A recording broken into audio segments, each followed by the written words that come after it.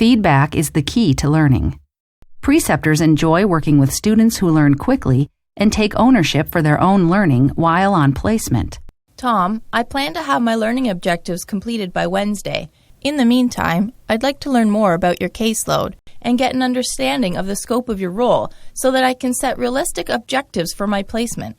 When getting to know your preceptor, make it clear to him that you want to take every opportunity to learn and that his feedback will be a big part of your learning.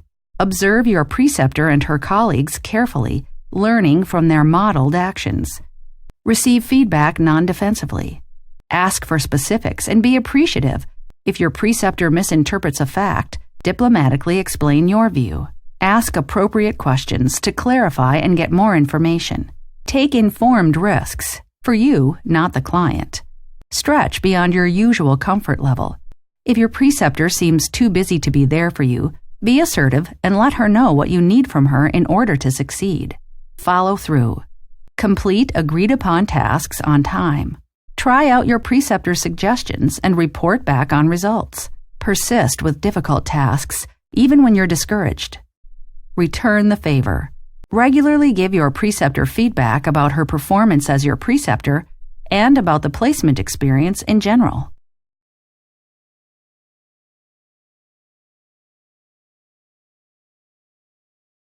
Ideally, the opportunity to provide feedback to your preceptor will come up during orientation when you're talking about the feedback process for you. If it doesn't come up, you could ask, "Would you like me to give you feedback too?" The likely answer will be, "Yes, that would be great." Then you can ask, "How would you like to receive the feedback? And is there anything in particular that you'd like feedback on?" Your preceptor will probably be pleasantly surprised by the offer and may say something like, "I always worry that I'm not providing my students with enough guidance, so can you be sure to let me know if the amount of guidance I'm giving you is enough?" If you and your preceptor have not set the stage for reciprocal feedback, you can still approach him or her when something comes up. Choose a private location and an appropriate time, such as the end of the day or during your mid-placement evaluation.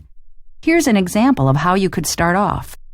"Jamie, I've been doing some reflecting about the placement so far, and I wondered if you'd be open to hearing some feedback from me." Or, "Jamie, can I give you some feedback about this morning's session?" "Sure." "I did a lot of preparation for the interview with Mrs. Allen, and as I was going through the interview, you jumped in a few times with questions I planned to ask, but hadn't got to yet." "Oh, sorry, I couldn't help myself." "Do you think that the next time you observe me doing an interview, you could sit a few feet back and see how I make out on my own?" what is the appropriate feedback to give your preceptor? A question to ask yourself to determine whether the feedback is appropriate is, what is my motive for giving this piece of feedback to my preceptor? If your motive is to make a suggestion that will help your preceptor to make your learning experience better, and perhaps the learning of future students as well, then go for it. Focusing on what you need for a good learning experience will take the focus off your preceptor and reduce the likelihood of a defensive response. In today's busy practice environments, preceptors sometimes don't take the time to get a good handle on their students' learning styles and needs. Thus, it's up to you to take the lead and ensure that your preceptor understands what you need to make the placement a successful one. One of the most common complaints from students is that their preceptors are too busy and don't spend enough time with them. If this is the case, you'll really need to take full ownership for your learning and work with your preceptor to find ways to make the placement work for both of you.